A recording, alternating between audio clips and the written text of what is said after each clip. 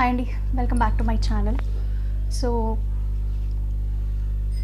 నేను అనుకుంది ఒకటి, ఆ అమ్మాయి డేర్ చేసింది అంటే గట్కేసర్ ఇన్సిడెంట్, ఆ అమ్మాయి డేర్ చేసింది అని అనుకున్నాము. కాకపోతే ఏంటి అంటే అప్పటికే జరగాల్సింది జరిగింది, తనకు అవ్వాల్సిన మాట ఏంటి అనుకోని ఇన్సిడెంట్ అనేది జరిగిపోయింది అని ఇవాళ న్యూస్లో చెప్పారు. సో అనిస్థీషియా ఇచ్చారంట, తనకి అనిస్థీషియా ఇచ్చారు. సో వాళ్ళు ఫిజికల్ అబ్యూస్ అనేది జరిగిన తర్వాత సో తను అప్పటికే వాళ్ళ పేరెంట్స్కి చెప్పి ఉంది కాబట్టి వాళ్ళు అక్కడికి ఆ అక్కడ ప్లేస్లో వాళ్ళు అనౌన్స్మెంట్ ఇచ్చారు పోలీసులు, కాబట్టి వాళ్ళు చంపాలి అనుకున్న వాళ్ళు చంపకుండా వదిలేశారు ఆ అమ్మాయిని, తుప్పల్లో పడేసి వెళ్ళిపోయారు. I really salute to her parents and her also, because అంతకుముందు వాళ్ళు ఎన్నో క్రైమ్స్ చేసినప్పుడు ముందు వాళ్ళు కంప్లైంట్ ఇవ్వలేదు. అమ్మాయి అన్నప్పుడు ప్రెస్టేజ్ ఇష్యూ అనుకుంటారు, లేదా పేరెంట్స్ భయపడతారు. సో చాలా ఇష్యూస్ బేస్ పై వాళ్ళు ఇవ్వలేదు. బట్ అది మిస్టేక్, అది పెద్ద బ్లండర్ అయిపోతుంది. ఎందుకంటే వాళ్ళకి మళ్ళీ తప్పులు చేయడానికి ఛాన్స్ ఇచ్చిన వాళ్ళు అవుతారు వాళ్ళు. అది అయ్యేదేదో ఫస్ట్ టైం వాళ్ళకి ఒక పనిష్మెంట్ అనేది వచ్చుంటే ఇది జరగకపోయేదేమో. అలా కాకుండా వాళ్ళు రిపీటెడ్గా ఎవరూ మాట్లాడలేదు కాబట్టి వాళ్ళు అలసుగా తీసుకొని మనల్ని ఏం చేస్తారులే అన్నట్టు చేయడం స్టార్ట్ చేశారు. సో అది ప్రీ ప్లాన్డ్గా జరిగింది. There are 4 accused. 1 person is Raju, 2nd person is Bhaskar, 3rd person is Shiva and 4th person is Ramesh, I think. 4 accused people, auto drivers అందరూ. అసలు ఇప్పుడు షేర్ ఆటోస్ ఎక్కాలంటేనే భయం వేసే సిచ్యువేషన్ వచ్చింది. హైదరాబాద్ సిటీ అవుట్స్కట్స్ కాదు, బికాజ్ ఎక్స్టెండ్ అయ్యింది. ఉప్పల్, బోడుప్పల్, గట్కేసర్, కొరుముల్లా, ఇవన్నీ places అనేది సిటీ ఎక్స్టెండ్ అయ్యింది. సో అలాంటి ప్లేసెస్లో ఈవినింగ్ టైం, అదేమి మిడ్ నైట్ కూడా కాదు, ఇట్స్ 6 o'clock అరౌండ్, అలాంటి టైంలోనే ఇంత జరుగుతుంది అంటే వాళ్ళు ఎంత ప్రీ ప్లాన్డ్గా ఉన్నారు. సో ఆ సీసీటీవీ ఫుటేజ్ ప్రకారం అయితే వాళ్ళు చెప్పేది ఏంటి అంటే ఆల్రెడీ ఇది ప్లాన్డ్గా చేసింది. వాళ్ళు అబ్జర్వ్ చేస్తున్నారు ఎవరు ఎప్పుడు వస్తున్నారు, ఎవరు ఏ కాలనీ నుంచి ఎక్కుతున్నారు అనేది.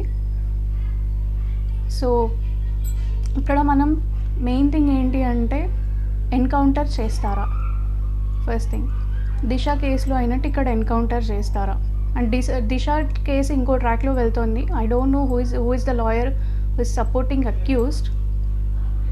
ఒప్పుకుంటాం, వేరే కేసెస్లో అక్యూజ్డ్కి శిక్ష పడలేదు. చాలా కేసెస్లో అంటే రిచ్ పీపుల్ ఉన్న వాళ్ళు, అక్యూజ్డ్ రిచ్ పీపుల్ అయితే మ్యాక్సిమం వాళ్ళ ప్లేస్లో వేరే వాళ్ళని రీప్లేస్ చేసిన కేసెస్ కూడా ఉన్నాయి. And there are many loop holes in our law. ఈజీగా బయటపడే ఛాన్సెస్ చాలా ఉన్నాయి. సో ఒకటి ఎగ్జాంపుల్ చెప్పచ్చు ఇక్కడ. దిశ కేసులో అక్యూజ్డ్ వాళ్ళ పేరెంట్స్ వాళ్ళు చదువుకోలేదు. అలాంటి వాళ్ళకు కూడా వాళ్ళు ఏదో 5-7 years పనిష్మెంట్ తర్వాత బయటికి వస్తారు అన్న హోప్తో ఉన్నారు. అంటే అలా అక్షరం ముక్కల రాని వాళ్ళకు కూడా లా పైన అంత నమ్మకం ఉంది అంటే అది పెద్ద కామెడీ. ఎందుకంటే అన్ని లూప్ హోల్స్ ఉన్నాయి మన లా అండ్ ఆర్డర్లో. చిన్న నేరం కాదు, పెద్ద నేరాలు చేసిన వాళ్ళు కూడా ఈజీగా బయటకు వచ్చేస్తున్నారు ఈ మధ్య. Whatever the reason may be, but అది జరగొద్దు. అది either it may be a rich person, either it may be a poor person, accused అనేవాడికి శిక్ష పడాలి. బికాస్ అక్కడికి ఆగట్లేదు నేరాలు. దిశ అయిపోయింది, దిశ తర్వాత చాలా కేసెస్ అయ్యాయి. And I'm working for one more ఒక డిజిటల్ పేజ్కి నేను వర్క్ చేస్తున్నాను. అది పర్టికులర్గా ఇలాంటి కేసెస్, ఫిజికల్ అబ్యూస్, రేప్, ఆ కేసెస్ పైన ఎక్కువ వాళ్ళు మెయిన్ తీసుకునేది. సో ఆ పేజ్లో చూస్తే యాక్చువల్లీ మనకి ఓన్లీ మన తెలుగు స్టేట్స్ మాత్రమే చూస్తున్నాం కేసెస్. పక్క రాష్ట్రాల్లో చాలా నార్త్ ఇండియా సైడ్ చాలా కేసెస్ అవుతున్నాయి. ఫెబ్లో చాలా అయ్యాయి. Feb starting week 1st, 3rd or 4th కూడా చాలా కేసెస్ అయ్యాయి. మన వరకు రావట్లేదు ఎందుకు? అండ్ టైంకి శిక్ష పడట్లేదు, చాలా వరకు శిక్ష పడట్లేదు కాబట్టే వాళ్ళు అలా రెచ్చిపోతున్నారు. అండ్ ఒకటేంటి అంటే ధీమా, చలో ఒకసారి వెళ్ళినా కూడా లూప్ హోల్స్ ఉన్నాయి. సో సపోర్టింగ్ పీపుల్స్ ఎవరైనా సపోర్ట్ చేసే వాళ్ళు ఎవరైనా లాయర్ ఉన్నా ఈజీగా బయటపడిపోతున్నారు. సో ఆ ఒక్క లూప్ హోల్తోనే ఇంతవరకు ఇంత అవుతున్నాయి. ఎక్కడా కూడా అమ్మాయిల పైన జరిగేవి మాత్రం ఆగట్లేదు.